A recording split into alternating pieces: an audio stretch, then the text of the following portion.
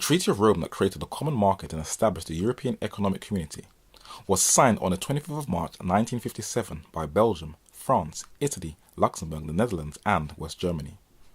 As it took place in Rome, some of its signers like German Chancellor Konrad Adenauer decided to pay a visit to Pope Pius XII, whose system was fully supportive of European integration. But there was one power in Europe that wanted no part of it, and the struggle continues to this day. Brexit the movie, as its official website declares, is a feature-length documentary film to inspire as many people as possible to vote to leave the EU in the June 23rd referendum in 2016. When King Henry VIII broke England away from Europe in 1534. The English people have always cherished their own independence and their own unique identity, and they have never wanted to be dictated to by outside forces. But as they expanded as a global power, sadly leaving some dark legacies behind them, it has always been a thorn in the side to another power that has overtly and covertly spent half a millennia attempting to integrate England back into the European family. Sogno un'Europa giovane, capace di essere ancora madre. Una madre che abbia vita perché rispetta la vita e offre speranze di vita. Sogno un'Europa che si prende cura del bambino, che soccorre come un fratello il povero e che arriva in cerca di accoglienza perché non ha più nulla e chiede riparo. Though it is generally downplayed, the Vatican is one of the main players on earth who pleads to Britain to stay in the EU, and this is not a coincidence. This has been an ongoing struggle that has claimed many lives. The Eurocrats who govern the EU visit the Vatican and have a private meeting with Pope Francis I to strengthen and unify the European continent. To the smaller number who are familiar with prophetic language, the iron and the clay will not mix, but the deadly wound will be healed. These Eurocrats have around their necks a gold medallion, an award given to them for fighting for the European vision. Others look very bored as they sit around waiting for the main speaker to speak to them of the importance of European unity. As the main speaker arrives and walks into the room and greets these Eurocrats, he will also become a member of that gold medallion wearing club where he received the famous Charlemagne Prize on May 6, 2016. What exactly is the Charlemagne Prize? On its official website, as you can read at the bottom, the International Charlemagne Prize of Aachen is the oldest and best known prize awarded for the work done in the service of European unification. The prize is named for Charlemagne, the Franconian king revered by his contemporaries as the father of Europe. But what exactly is driving the Pope and his papal system to push for European integration? What may surprise people is the clue is in this blue flag with 12 golden stars. What exactly does it represent? According to the London Economist, among the roots of British weariness of the European Union, according to the late Hugo Young, was suspicion that it was all a Catholic conspiracy orchestrated from the Vatican. That prejudice, the writer maintained, was held by many prominent Britons, including Margaret Thatcher. The European flag of 12 yellow stars on a blue background also owes something to Catholicism. Arsene Heights, who designed it in 1955, recently told Lords magazine that his inspiration had been the reference in the book of Revelation, the New Testament's final section, to a woman clothed with the sun and a crown of 12 stars on her head.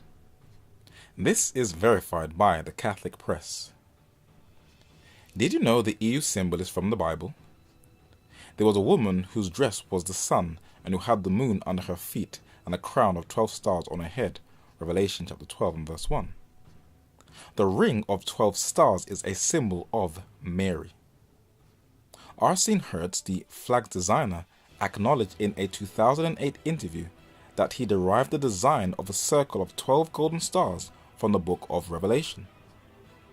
In celebration of the adoption of the symbol of the Council of Europe, commissioned and installed a magnificent stained glass window in Strasbourg Cathedral, which depicts the Blessed Virgin Mother standing beneath an oversized circle of 12 stars on a deep blue field.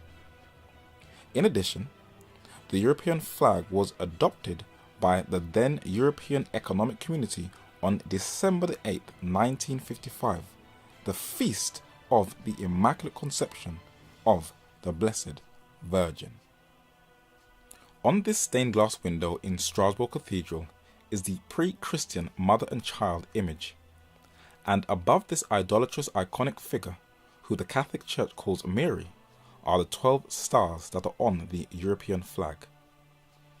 Inside the cathedral is a statue of Mary with the 12 halo of stars. And the first prophecy in the Bible that describes the coming Messiah in Genesis chapter 3 and verse 15, who will be of the woman's seed that will bruise the serpent's head, this statue shows Mary bruising the serpent's head, falsely depicting her as taking the role of Christ. This is the symbol of the EU, and with the Pope calling Europe Mother, and the Catholic Church misquoting Bible prophecy in the Book of Revelation, and using it as a guide to steer its own destiny and agenda, with its global support and goal for a global one world government, a Holy Roman Empire. Those who study, preach and share Bible prophecy in its right context to identify the papacy as the last destructive satanic world power will be up against fierce opposition as the Vatican stretches its tentacles in every region of the globe. Pope Francis honored some of Hollywood's biggest stars this week. On Sunday, the Holy Father recognized actors George Clooney, Richard Gere, and Salma Hayek for their contributions to a global educational initiative. The Schools of Encounter initiative was founded by Pope Francis soon after. The Vatican is gaining support in every field, and the most prominent figures in entertainment and religion and politics are becoming more sympathetic to the papacy. Religious figures are reconciling with the papacy that includes high clerics in Islam, where they are stretching their hands out in reconciliation to the Holy See. An imam by the name of Sheikh Ahmed El Tayeb visits the Vatican, but for what reason? According to the Times of Israel, it is a sign of improved ties between the Catholic Church and the Muslim world. Sheikh Ahmed Al Tayeb heads the mosque and seat of learning considered the most prestigious institution in the main branch of Islam.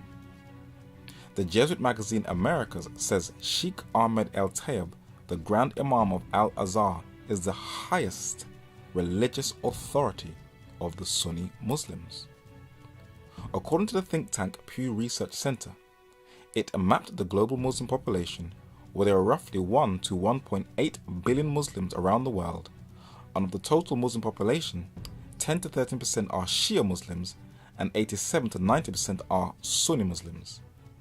And if the top figure in Islam is reconciling with the Pope, this will make the Islamic world in more sympathy to the papacy, where even the Shia president of Iran, Rouhani, asked the Pope to pray for him, and the barrier between Islam and the papacy is steadily being broken down. The Anglican Church is uniting with the papacy to unify the Church, where there is an Anglican Roman Catholic International Commission. The Methodists are also unifying and strengthening ties with the papacy. And the Lutherans are aligning themselves with the papacy. And this is a cunning plan by the papacy to cleverly undo the Protestant Reformation and align all the churches by 2017, the 500th anniversary of when Martin Luther nailed the 95 Theses and separated half of Europe from the papacy. and many prominent figures in Christian circles are laying the groundwork for that historic event. We need to throw as much resources and energy into the ministry of reconciliation as we do to the ministry of evangelization. Separati perché i peccati ci hanno separati, I nostri peccati. Father, we answer his request. And since we know not how to pray for him as we ought, other than to agree with him in his quest and in his heart for the unity of the body of Christ. They are not the only ones pushing for unity. The young generation, the millennials, are being targeted. A fellow soldier on the battlefield made the narrator aware of a big gathering on July the 16th, 2016, called Together 2016, Fill the Mall. It uses clever language and quotations from prominent Christian figures of old who have stressed on Christian unity, and its objective is the largest Jesus gathering in American history. On the surface, it does not look bad at all, but it is when you start looking at the lineup of artists, then you begin to question what type of Jesus gathering is this. Hillsong, who will be performing there, is fully in bed with the world, where it is contractually aligned with Hollywood, and not secretly but openly boasts of their connection with Selena Gomez. Kirk Franklin, who will also be performing there, defends working with Kanye West. And who will be the top speaker from a live televised broadcast? Pope Francis I, where he will join Lecrae and Hillsong to reach this expected 1 million Christians coming together. And the organizer, Nick Hall, the founder of Pulse, is clear that its objective is to unite all of the Christian denominations and to forget about our doctrinal differences. I think God is already doing the wave. I just think it's happening in different corners, and we've been divided. We got this movement here, and this denomination here, and that group here, and they're all great things, but we don't even know about each other because we don't have the same name on our sign. And so on July 16th, we're going to see all of these waves collide. Catholics and Lutherans and evangelicals and charismatics literally rallying across the nation saying, you know what? We may not say the same things, but we're on the same team. We're lifting up Jesus, and we're going to saturate this nation. Man, that could change the world. Nick Hall also said that His Holiness, that is the Pope, would choose to speak into this historic day is a testament to the urgency and the need for followers of Jesus to unite in prayer for our nation, that is the United States, and our world. We are humbled and honored by his involvement and are eager to share his message with the crowd that gathers at Together 2016. When you look at the lineup of musicians, authors, pastors and speakers, many of these men and women have a huge following, and to truly warn the world about the papacy and its role in world affairs and what's to come, with these men and women on the same platform with the Pope, the narrator will repeat again, you are going to confront a mountain of opposition. For not only does the Pope want to unite Christians to declare that she is the one and only and true church, she also wants Europe united, where the Vatican works with Goldman Sachs Group Inc., the leading global investment banking, securities and investment management firm, to achieve its objective, as well as the rest of the financial world. But it also wants to unite all religions. La mayor parte de los habitantes del planeta se declaran creyentes. Esto debería provocar un diálogo entre las religiones. No debemos dejar de orar por él y colaborar con quienes piensan distinto. Confío en Buda. Creo en Dios. Creo en Jesucristo. Creo en Dios, Alá. Muchos piensan distinto, sienten distinto, buscan a Dios o encuentran a Dios de diversa manera. En esta multitud, en este abanico, de religiones, hay una sola certeza que tenemos para todos. Todos somos hijos de Dios. Creo en el amor. Creo en el amor. Creo en el amor. Creo en el amor. Confío en vos para difundir mi petición de este mes, que el diálogo sincero entre hombres y mujeres de diversas religiones conlleve frutos de paz y justicia. Confío en tu oración. With the world spiraling out of control, with constant wars and rumors of wars, and turning on the news just looks highly depressing, who do you think the world leaders look to resolve world conflicts? The Pope. This is quite frightening, for it is clear that these world leaders either have no clue about history or are being pressured into accepting papal supremacy. And the Vatican is a system that is very clever at covering its tracks so it is not detected. Let us see how. This is Friar Matthew Festing. He is the Grand Master of the Sovereign Military Order of Malta, better known as the Knights of Malta. This is Evgeny Lebedev, a Russian-born British journalist who founded the TV channel London Live. As his website shows, he is the London-based owner of The Independent and the Evening Standard newspapers. He interviewed Matthew Festing in the London Independent and whitewashed history and presented the Knights of Malta in a very positive light, where it said, turning its back on its militaristic past, the order has used this influence to find a new purpose by going back to its hospitaller roots. The 118,500 members, employees and volunteers are now in the charity business, working or supporting aid projects in some 120 countries on an annual operating budget of more than £150 million. The website Foreign Policy also did a write-up on the Knights of Malta and wrote a similar account where it said the order has been a popular target for conspiracy theorists. And despite its name, the Knights haven't had any military functions since leaving Malta. Instead, the order has gone back to its charitable roots by sponsoring medical missions in more than 120 countries. When you look at the Knights of Malta's official website, you'd also say, what a wonderful charitable organization.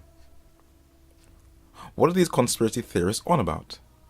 And Al Jazeera News would also have us believe that this is just an old chivalric order where old men and women just dress in black gowns with a Maltese cross.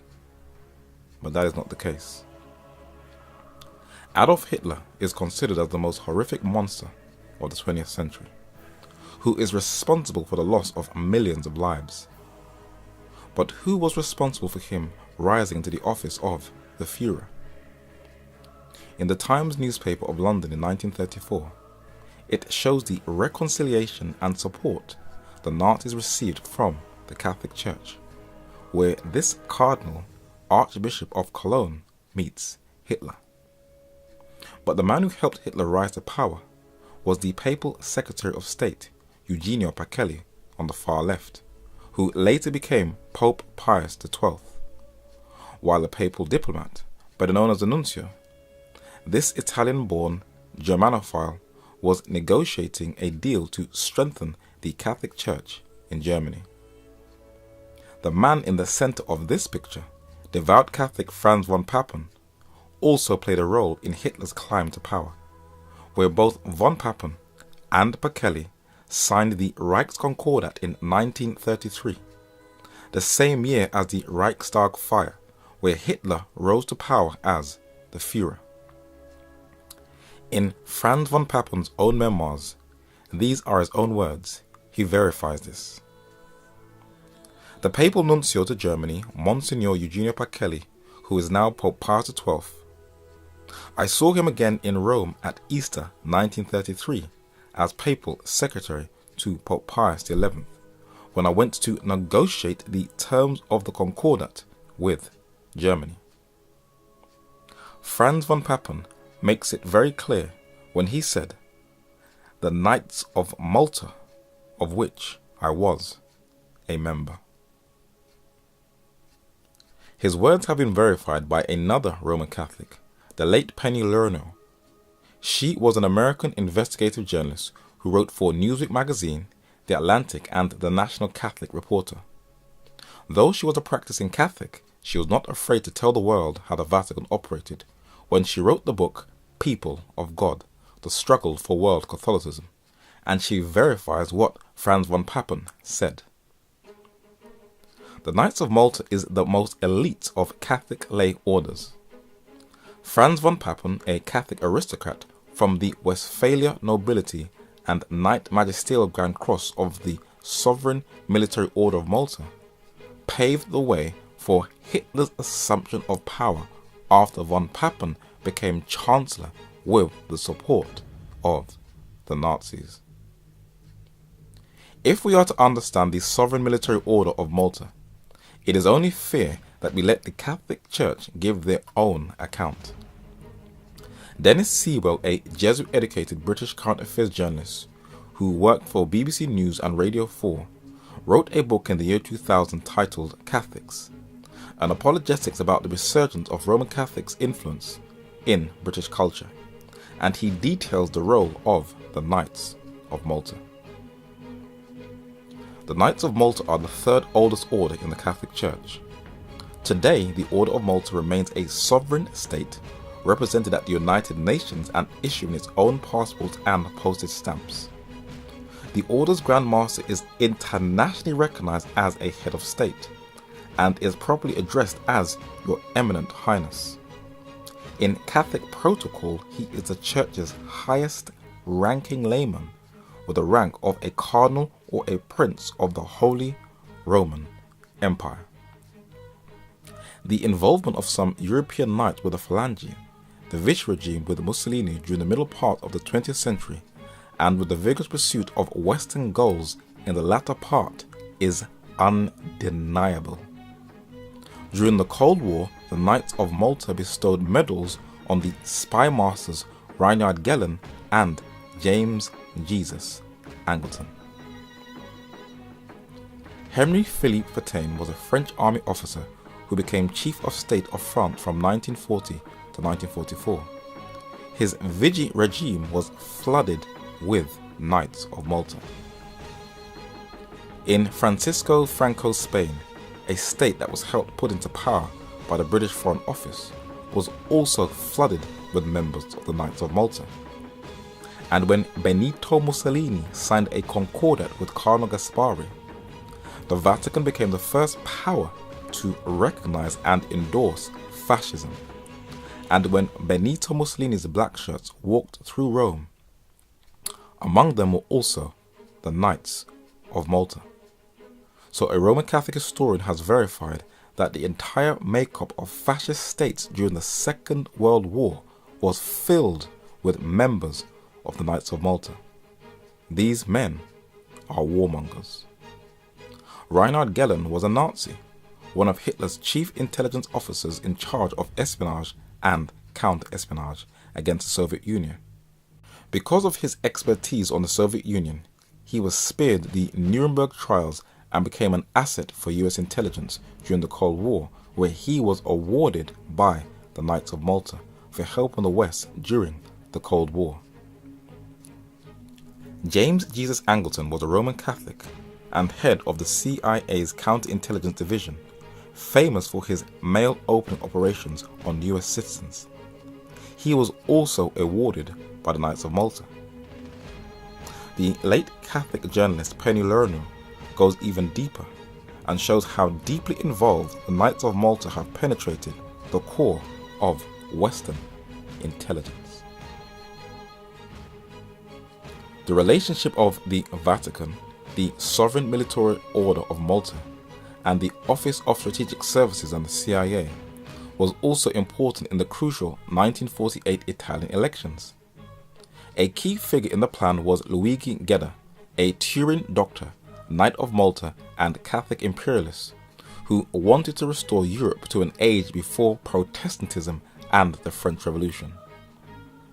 James Jesus Angleton, the CIA's Vatican connection, strongly recommended CIA funding for Geddes' political machine. Other influential knights and dames included William Casey, director of the CIA from 1981 until his death in 1987. Casey, who began his government career as chief of the OSS Covert Intelligence Branch in Western Europe, symbolized the sovereign military order of Malta's links to the US and European intelligence services. Another example is former CIA Director John McCone, also a knight. Dr. Luigi Gedda in the center was an intimate friend and medical advisor to Pope Pius XII in white on the right. And this Knight of Malta received help from the CIA's financing from James Jesus Angleton. John Alexander McCone was a director of the CIA from 1961 to 1965 during the Cold War. Recent declassified CIA documents have shown that he covered up details of John F. Kennedy's assassination. If anyone had the slightest hint that there was a CIA Vatican connection with JFK's assassination, information like this is an indictment. William Casey, head of the CIA, was one of President Ronald Reagan's closest confidants. He was also a Knight of Malta, but there were other knights in the Reagan administration. Alexander Haig was Ronald Reagan's Secretary of State, and Vernon Walters, the US Ambassador at Large, was also a member of the Sovereign Military Order of Malta. This has been verified by the English military intelligence writer Nigel West, who wrote 2 books detailing the Knights. The Third Secret by Nigel West was published in 2000, and The Secret War for the Falklands in 1997. Now, how credible is he as a source? He writes on intelligence for the London Telegraph, and the Sunday Times says his information is so precise that many people believe that he is the unofficial historian of the secret services. Nigel West says, apart from Ronald Reagan, the single person most directly responsible for many of the events leading up to the Soviet collapse was William J. Casey, the DCI appointed in January 1981. He was a devout Roman Catholic. The fact that others around him included William Clark, General Haig, and Vernon Walters were also devout lay Roman Catholics, the latter two having been elected Knights of Malta, gave him a strong sense of purpose and community. The British SIS, the Secret Intelligence Service, better known as MI6, whose building is nicknamed Legoland, has been glamorized by the James Bond series, a rather dark anti-hero. But during the Cold War, like the CIA, it was flooded with members of the Knights of Malta. And Nigel West, who had an inside knowledge how the British intelligence apparatus worked, confirmed this in his book, The Secret War for the Falklands. Certainly, SIS or MI6 has had a marked Roman Catholic influence, with several SIS directors being senior members of the church, a characteristic which can be seen among the disproportionately high number of SIS officers in the Knights of Malta, a club drawn exclusively from the upper social echelons of the Catholic laity. So the Knights of Malta infiltrated both Britain's MI6 and the US's CIA, but it didn't stop at the Cold War. Constellis Group is a leading global provider of operational support and risk management services according to its official website. This private security company provides services to corporate, government, and non-profit clients. It was originally called Blackwater, and its brutal mercenaries had a horrible reputation for going into Iraqi neighborhoods and brutally killing innocent civilians. US investigative journalist Jeremy Scahill did some research on Blackwater and wrote a book on them, and what he shared with the public is powerful. He documented that some Blackwater executives even boast of their membership in the Sovereign Military Order of Malta, a Christian militia formed in the 11th century before the First Crusades with the mission of defending territories that the Crusaders had conquered from the Muslims. It is very clear that the Vatican is protected by Western historians and journalists. And while she comes off as a system of peace, she is a system of war, who cleverly covers her tracks, and those who challenge her are labeled as conspiracy theorists. Former US Secretary of State Henry Kissinger has counseled many presidents and has a lot of blood on his hands. It was he who gave the endorsement of the brutal Argentinian dirty war and its military junta. In March 2016, President Obama apologized for the US role in that horrific period in Argentina and has promised to declassify documents on Argentina's dirty war to bring closure to victims who were never given answers for their relatives that went missing and were never seen again. This Jesuit said the Vatican will open its archives on the dirty war, for the relatives also want access to Vatican documents, and the Vatican did verify that the relatives can get access to the archives. But unlike the United States, the Vatican offers no apologies and denies its role in Argentina's dirty war. But the evidence shows otherwise. Research has shown that the current Pope, Francis I, was fully colluding with the Argentine junta. The journalist who uncovered this damning report wrote in London's Daily Mail newspaper that Bergoglio collaborated in surrendering the priests to the regime. It began with a note bearing the letterhead of the Society of Jesus, with a stamp and signature of Father Bergoglio, dated to December 4th, 1979.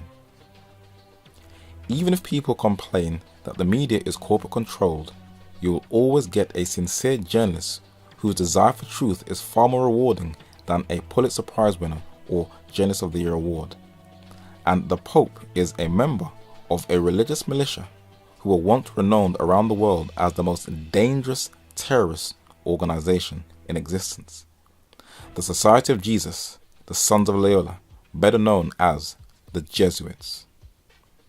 Like the far older Knights of Malta, they cover their tracks and rewrite their own bloody past.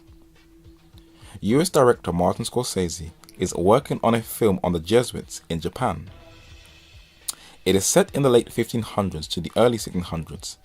Shusaka Endo's novel chronicles the violent persecution of Christians by Shogun General Hideyoshi. This painting shows the Jesuits being killed in Japan. The Vatican said they suffered for their faith, and that is what Martin Scorsese wants to present. But why did the Japanese Emperor Hideyoshi really put them to death? Are we getting the full picture, or is there another side to the story? The late Avram Manhattan was an Italian-born British investigative journalist who specialized in Roman Catholicism throughout the 20th century and their intricate role in world affairs. In his book on the Vietnam War, he gives a background to the Jesuit Catholic invasion of the Asian continent. Japanese civil rulers began to realize that the Catholic Church was not only a religion but a political power, intimately connected with the imperialistic expansion of Catholic countries like Portugal, Spain, and other Western nations. Hideyoshi, the new master of Japan, had become keenly conscious of the political implications of Catholicism and its allegiance to a distant Western religio-political potentate like the Pope. In 1587, Hideyoshi visited Kyushu and to his astonishment found that the Catholic community had carried out the most appalling religious persecution. Everywhere he saw the ruins of Buddhist temples and broken Buddhist idols. The Catholics, in fact, had forcibly attempted to make the whole island of Kyushu totally Catholic.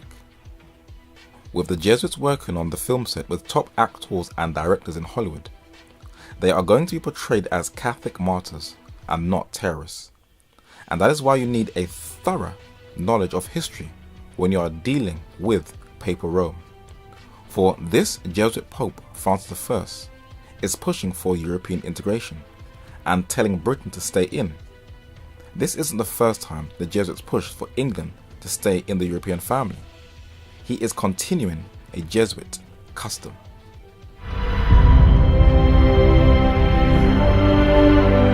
I care for your safety. Threats to your person are real. Spain intends to place Mary Stuart on our country's throne. And I am to be assassinated. This armada that sails against us carries the Inquisition. We cannot be defeated. The film Elizabeth the Golden Age shows the defeat of the Catholic Spanish Armada in 1588 and the plot against the life of Queen Elizabeth I. There was one system who hated it in line with the secular critics: Papal Rome. Franco Cardini, an Italian historian, criticized it, and an article in the Times of London in 2007 said that a Vatican-backed historian has attacked the film Elizabeth the Golden Age as a distorted anti-papal travesty that risked dividing the West just when it should be rediscovering its common Christian roots in the face of Islam. Its Christian roots meaning Catholicism. Franco Cardini said that the film formed part of a concerted attack on Catholicism by atheists and apocalyptic Christians. This disgruntled Vatican-backed historian reflects the Vatican's distorted view of history, who does not like people to see her dark role in history. So let us view the facts. The narrator has been a member of the National Archives in Kew in West London for many years that houses official state documents. It was from reading a book titled Jesuit Plots by the late Albert Close, where he said, "Never trust a historian that does not cite credible sources, especially state documents." So on the top floor of the National Archives, you have the official state papers of the day dated to 1588 during the time of the Armada. And as you open it, it records who were assisting the Catholic Spanish Armada. It reads, certain Jesuits will come from Rome and Reims to accompany the fleet into England. So the official correspondence of the day, instead of these watered down historians who cite terrible sources, the Jesuits were on the Spanish Armada to forcefully bring Britain back into Europe. That's a historical fact. In volume 22 it also mentions the Jesuits in the Spanish government, but on the top right it mentions the name who this correspondence was sent to: Walsingham. In this picture of Elizabeth's government, on the right is Elizabeth's spymaster, Sir Francis Walsingham, the principal Secretary of State. This lawyer turned minister was a solid Protestant and saw the Pope as the Antichrist of the epistles of John. He had one serious spy network all over Europe, where he had even double agents among the Jesuits. But how vast was his intelligence apparatus? Sir Francis Walsingham is one of the great unknown heroes of English history. His intelligence network and international financial machinations were major factors in the defeat of the Spanish Armada. He had agents based in 12 towns or cities in France, 9 in Germany, 4 in Italy, 3 in the Low Countries, 4 in Spain, and others within the huge Turkish Empire in Algiers, Tripoli, and Constantinople. He outdid the Jesuits in their own bow at their own game and overreached them in their own equivocation, David Lloyd wrote admiringly in his State Worthies. He is called the father of modern intelligence that was created to counteract Jesuit terrorist plots. The Government Communications Headquarters, GCHQ, the British Intelligence and Security Organization, that eavesdrops on all of our digital devices, came from the famous Bletchley Park, a secret mansion located in Milton Keynes in Buckinghamshire in England in the Second World War, where codebreakers deciphered German Enigma and Lorenz cipher machines. This codebreaking can be traced to Seething Lane in East London that was once the home to Sir Francis Walsingham. And it was in this huge white building at the end of the street that Sir Francis Walsingham set up his cipher school for espionage, where he recruited spies from Oxford and Cambridge, where they could decipher correspondence between Mary, Queen of Scots, the Jesuits, and her supporters. This led to the execution of Mary, Queen of Scots, the mother of King James I of England, and 125 Jesuit priests, who were not arrested and killed for their faith, as Catholic historians like to lament, but for treason against the state and acts of attempted terrorism. The most famous being Edmund Campion, a man beatified in December 1886 and canonized by Pope Paul VI in 1970. Sir Francis Walsingham was fluent in French, Italian, and Latin, and was considered the best linguist of the period. Though little is known today, he established modern-day Western intelligence to protect the English nation against Jesuit terrorism, and it saved the British Empire against the Armada of 1588 and the attempted assassination of a monarch. But this was only one of two attempts in post-Reformation Europe that the Jesuits tried to unify Europe. Peter Canisius was a 16th century Dutch Jesuit Catholic priest and educator, and Peter Faber was a 16th century co-Jesuit born into the Holy Roman Empire, and also an educator, who co-founded the famous Jesuit college in Germany at Ingolstadt, one of the top institutions to counter the Protestant Reformation. One of the most famous students of Ingolstadt was Ferdinand II, the King of Bohemia and the King of Hungary of the Holy Roman Empire, who wanted to restore Catholicism within the empire. Maximilian I, Prince-elect of Bavaria of the Holy Roman Empire, was also educated by the Jesuits, who was also an instigator of restoring Catholicism within the Holy Roman Empire and crushing out all traces of Protestantism.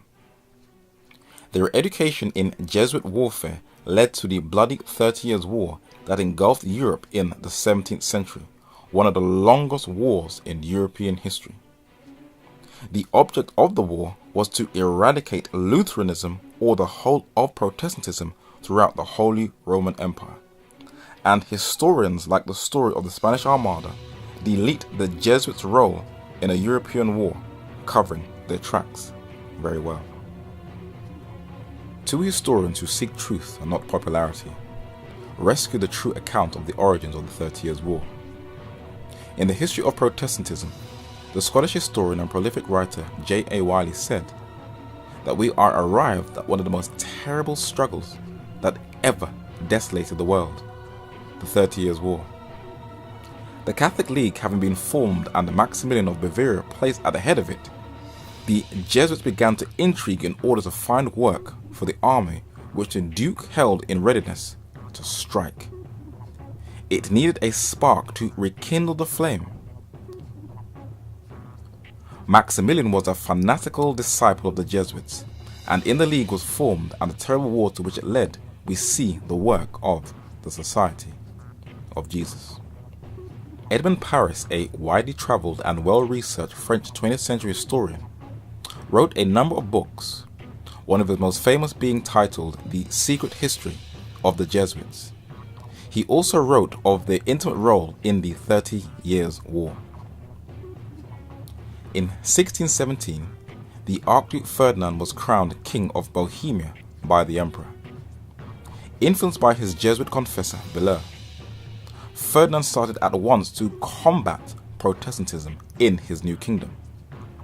This signaled the start of that bloody war of religion which, for the next 30 years, kept Europe in suspense.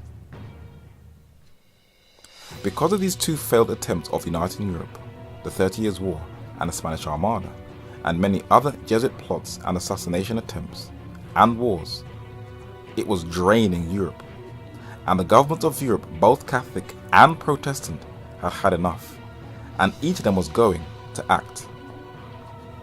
Madame Helena Petrovna Blavatsky was a 19th century Russian mystic, author, occultist, spirit medium, and author who co-founded the Theosophical Society. The Jesuits were so vile that even she found them repulsive and documented how they were booted out of different European countries. The Jesuits have done more moral harm in this world than all the fiendish armies of the mythical Satan. The cry of an outraged public morality was raised against this order from its very birth. Barely 15 years had elapsed after the bull approving its constitution was promulgated, when its members began to be driven away from one place to another. Portugal and the Low Countries got rid of them in 1578, France in 1594, Venice in 1606, Naples in 1622, from St. Petersburg they were expelled in 1815, and from all Russia in 1820. Monarchs across Europe were kicking the Jesuits out of their kingdoms. They were sick and tired of intrigue. The men in black were kicked out of France because of the St. Bartholomew's massacre and the Jesuit assassins of 2 monarchs. They had enough. They were kicked out of Catholic Spain, at one time the most zealous of the countries for the Catholic Jesuit cause. In Portugal, the Marquis of Pombal, the Secretary of State of Internal Affairs, couldn't stand the Jesuits, and he counselled the Catholic King Joseph I, King of Portugal, to expel them from the kingdom. It then came to a point where Pope Clement XIV, under pressure, officially disbanded them as an order in the bull Dominus ac Redemptor on the 21st of July 1773. He was poisoned not long after. But Lorenzo Lecce, the Jesuit general, was stripped of his credentials, and it looked like the Jesuits were destroyed, but that was totally not the case. They were officially reinstated 41 years later in 1814, and this painting portrays them as these meek victims of persecution, and it was Pope Pius VII's papal bull, the queer of all churches, that restored them. But while he tells us they were still causing havoc and mayhem during these 41 years. Despite the bull of Clement, the Jesuits had neither ceased to exist nor ceased to act. Amid the storms that shook the world, they were energetically active in revolutionary conventions and clubs, in war councils and committees. On battlefields they were present, guiding with unseen but powerful touch the course of affairs. While his words have been confirmed by the Jesuits themselves. On their website they said, "We often read that the Society of Jesus was destroyed in 1773 and restored in 1814. In terms of the Jesuits' global legal existence, this is not inaccurate. It is important to remember, however, that the society never entirely disappeared during the suppression era.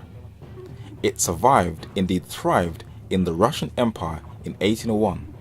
A papal brief granted official recognition to this outpost of the supposedly expunged society."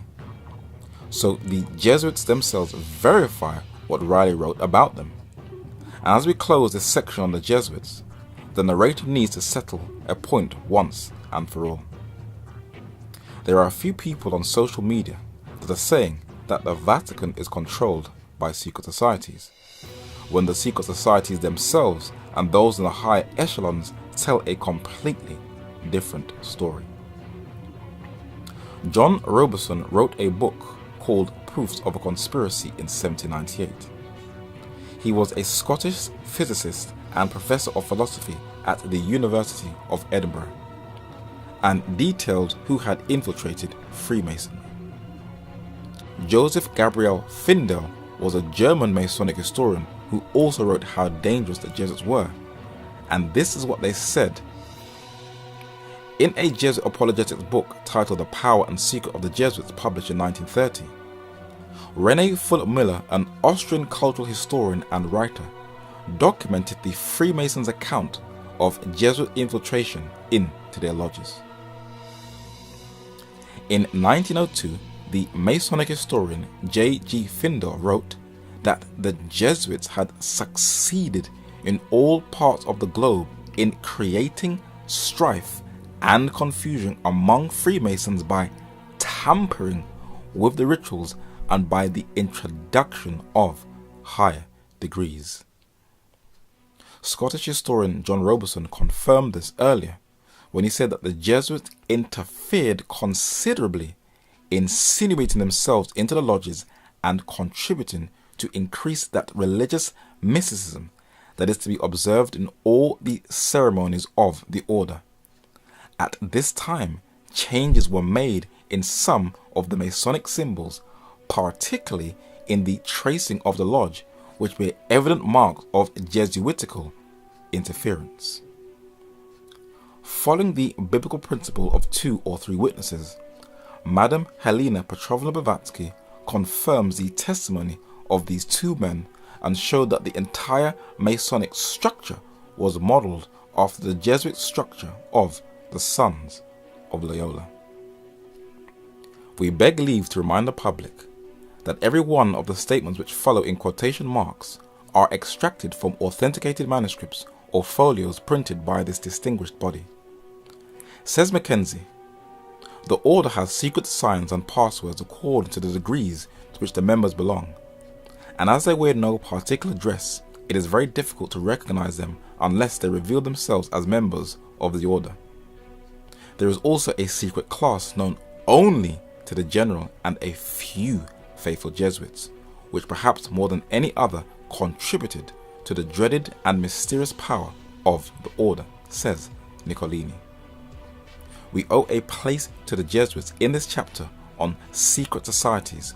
For more than any other, they are a secret body and have a far closer connection with actual Masonry in France and in Germany at least than people are generally aware of.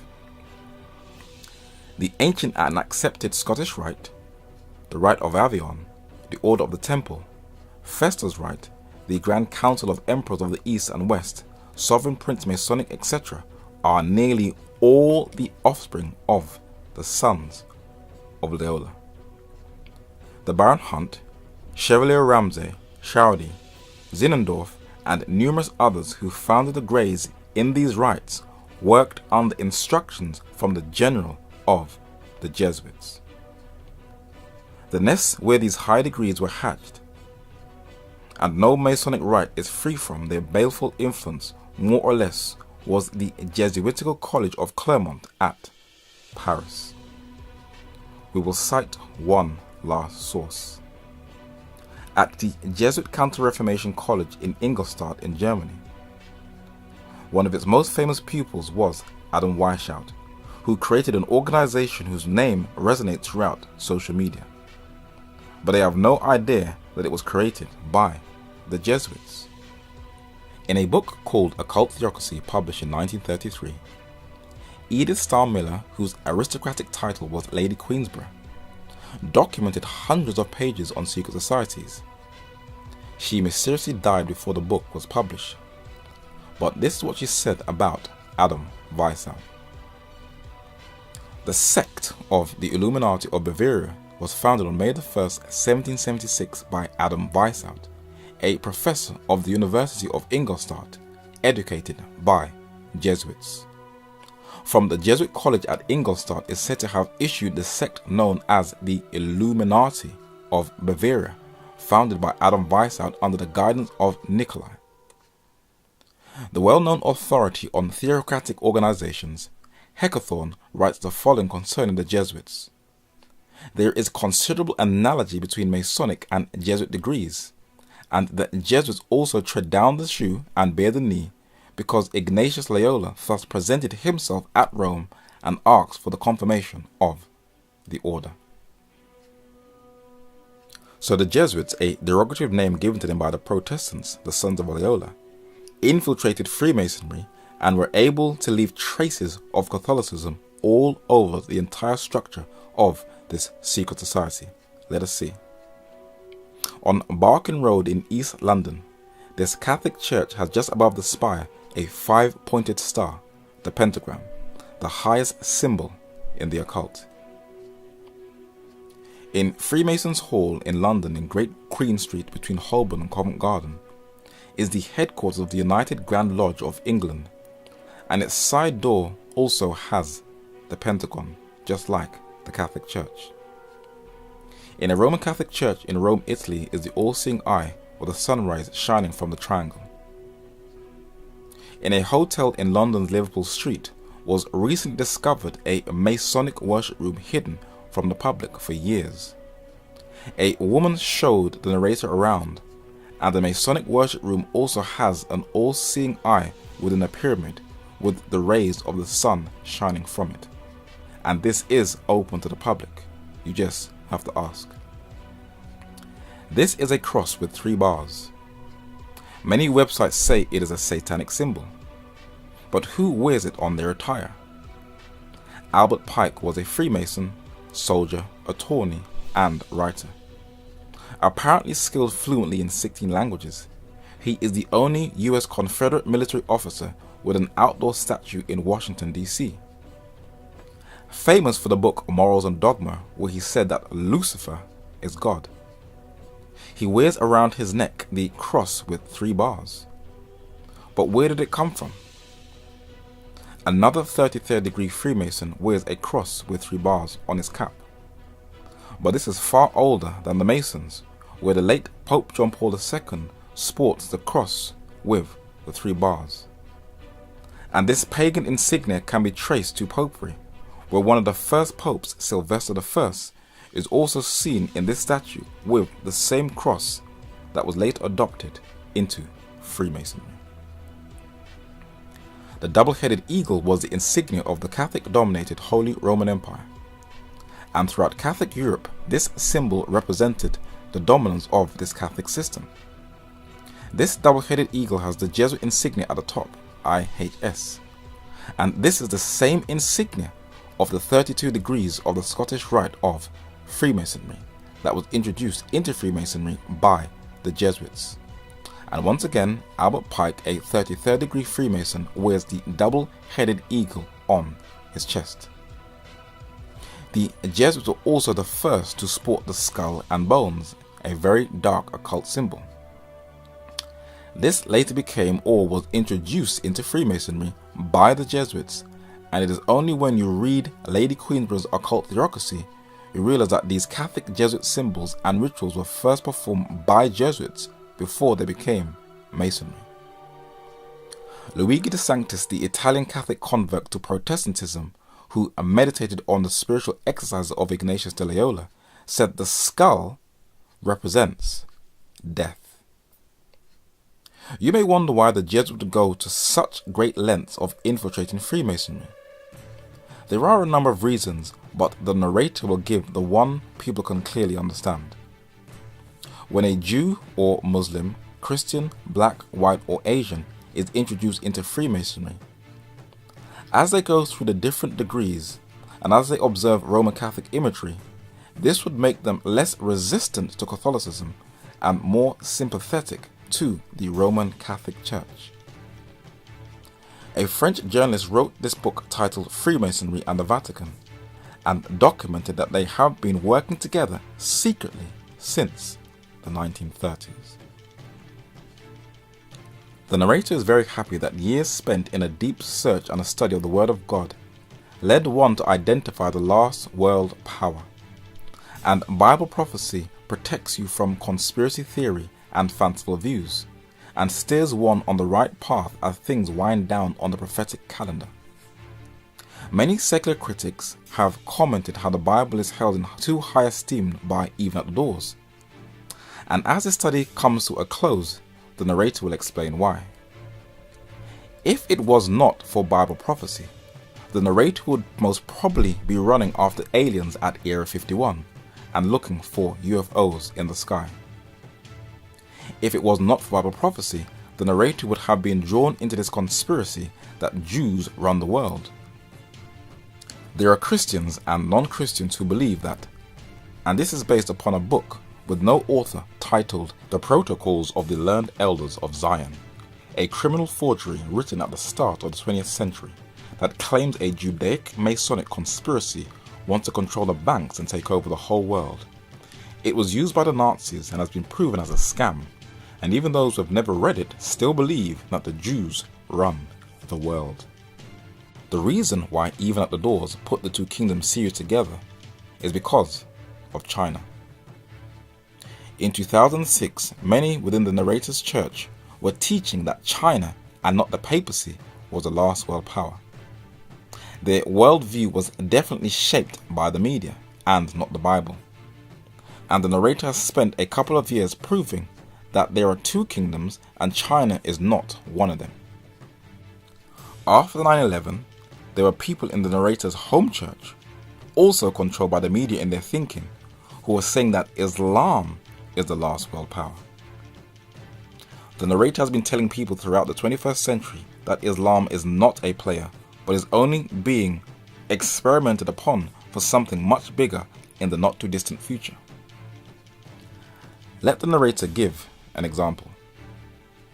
On June 12, 2016, a mass shooting occurred inside Pulse, a gay nightclub in Orlando, Florida, in the United States. The narrator was carefully looking at the footage, and for some strange gut-felt feeling, it just didn't look real. There was no blood, no dead bodies, and no footage from a mobile phone or CCTV footage, and something just didn't look right. No one looked scared or grieving. The apparent shooter was an Afghan American who worked for the British security firm G4S, who apparently were unaware of his sympathies to ISIS and did not vet him properly. Very strange. He apparently was very sympathetic and loyal to ISIS. So you would think that at least the suspects would be either G4S or ISIS. But guess who is blamed? LGBT activists blame Christians for Orlando attack, according to the Washington Times. That's very strange. A shift from the Western manufactured group ISIS to Christians. And then RT Russia Today, which calls itself alternative media, but is really mainstream media, targets Christians and shows Muslims in a positive light and Christians as a bunch of crazed fanatics. The 2015 Pew Research poll found that U.S. Muslims are more likely to support same-sex marriage, 42% support it, than are U.S. evangelicals, 28%.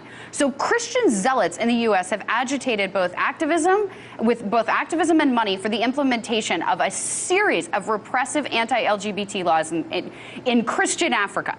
They have also done it in Russia with the gay laws there, so I'm not even going to pretend like that doesn't count. You are actively going out and spreading hate, not only in the United States and elsewhere, and this is what happens. Yeah. So Christians are unfairly targeted for an alleged Muslim act. Those who have on their spiritual spectacles need to see the wider picture.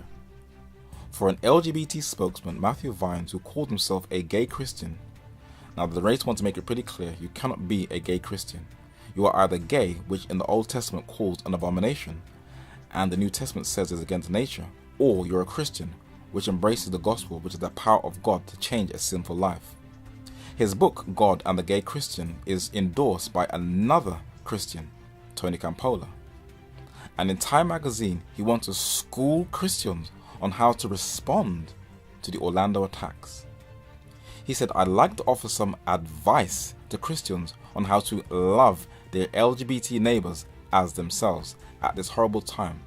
So he misquotes the scriptures. First, please not take offense at LGBT's anger, even if some of it is directed toward you. Second, please mourn with us. A prominent Christian, Ravi Zacharias, sent his condolences to the Orlando shootings, and unless you look at the wider picture, this is going to make it a lot harder for other Christians, as he will be on the same stage with Pope Francis I at Together 2016, who also offered his condolences and attacked the Second Amendment of the US Bill of Rights after the shooting. And the narrator is going to say this for the third and last time. When you stand up and show the world what this system really is, you will be a target. But guess what? God will have your back when man will let you down and fail you. To summarize this study, the papacy has journalist protection and Hollywood protection to cover her dirty history. The Pope has full backing from Hollywood, with he awards many of its famous stars. And the highest authority in Islam strengthens relations with the papacy. Banks, corporations and Freemasonry is working with the papacy. and you need a thorough knowledge of history in order to tackle the papacy. This was an emergency study just to give people an insight into what is going on in the world and to prepare them for what is to come in the not too distant future, so that people are not ignorant of what they see every day. And as the narrator always encourages, please research all of the content of this study so that you can make a conscious decision for eternity for yourself. If, with capitals, life is spared, Even at the Doors will continue to update you on current affairs. God bless. Feel free to subscribe to the Even at the Doors YouTube channel, where you'll receive regular videos.